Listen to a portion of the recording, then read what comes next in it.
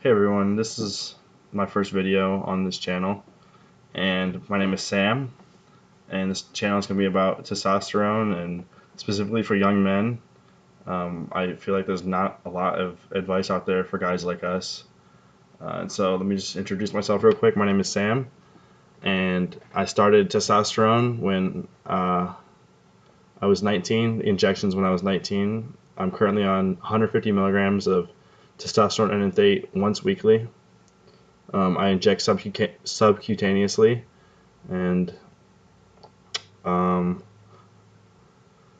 I started some form of treatment when I was 18, and I'll go over that in a little bit.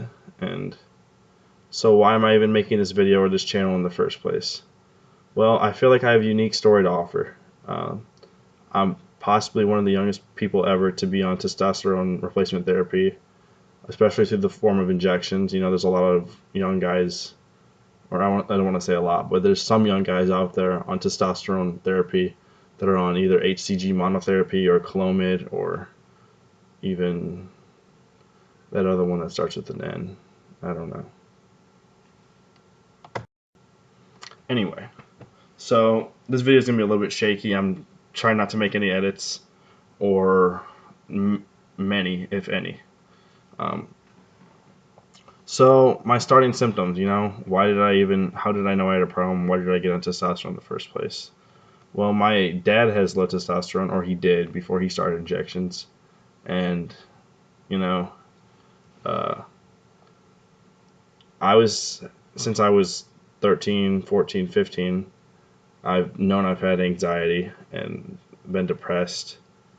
And I even had an eating disorder when I was 14 or 15 years old. Anorexia. That's pretty uncommon in men.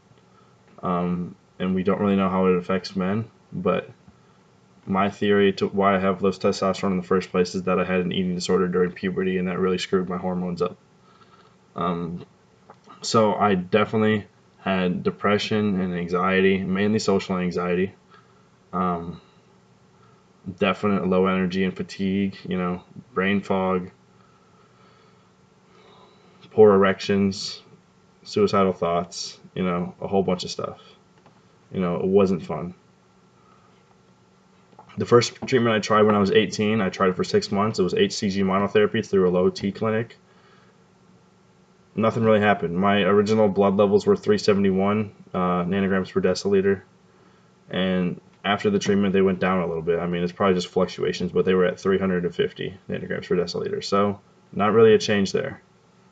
The second treatment I did was for the next 6 months through a different low T clinic, just as miserable. Actually, excuse me, way more miserable. Um, it was a combination of HCG, Clomid, and anastrozole. Tried that for 6 months, and it made me an emotional wreck, honestly. I was crying a lot. I had a lot of frustrations. All the symptoms got worse, especially anxiety. I felt like I had a constant, tight chest feeling that you get with anxiety, and especially estrogen-related anxiety. And so my theory was because Clomid is, the pill itself is half estrogen. It's enclamine and zuclomiphene. I don't know. I'm not a doctor. Uh, it's a combination of those two chemicals. Um, it caused me a ton of anxiety, and I'm sure my estrogen was high because I definitely was bloated and definitely had hot flashes and all the symptoms you get, that guys especially get when they have high estrogen. And we all know that, in testosterone treatment, estrogen is something you got to watch out for. It's just as important as your testosterone levels.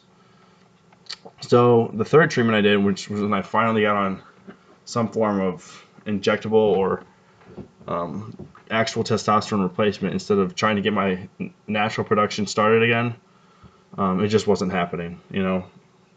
So my third treatment was I tried the pellets, testosterone pellets, but I didn't want to have a little surgery every 3 or 4 months. I would rather just inject it myself every 1 week, not 2 weeks. That's not good. 1 week or twice a week. But I stopped going there because I was going to a wellness clinic, vitality clinic, whatever. I stopped going there because the cost was way too high. It cost me over $2 grand a year. And I'm someone who's lucky enough to be in the position that my parents, I'm 21, my parents would still support my medical treatments, but I didn't want to put them through that. I didn't want to put $2 grand on their backs every year when I knew there's ways to get it cheaper. Um, like, you can get it prescribed through a doctor for $50 a vial, which can last 3 to 4 weeks depending on your dosage. So I was be paying 10 times the rate, 10 times that for the same stuff. I wasn't gonna do that. So why didn't I just go to a normal doctor to have it prescribed? Well, I was too young. No doctor wanted to do that. Still not sure if they would want to do that for me. I have to look into that. I have to actually go, like, I have to go talk to a doctor and see, am I old enough now, or are you gonna make me crash my blood levels just so I can, get on prescribed testosterone? I don't know. It was prescribed at one point, but now I self-treat.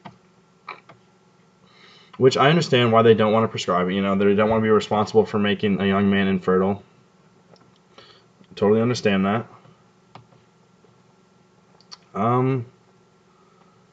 Yeah. So that's kind of where I'm at. That's pretty much my background. Um, I feel like I know a lot about testosterone now. It's been about 3 years, and I've been doing steady research the whole time. Um, if you're a young guy or any guy who needs help with your testosterone treatment, or if you're looking for places to get prescribed, I would really recommend Defy Medical. They're an online clinic, and they will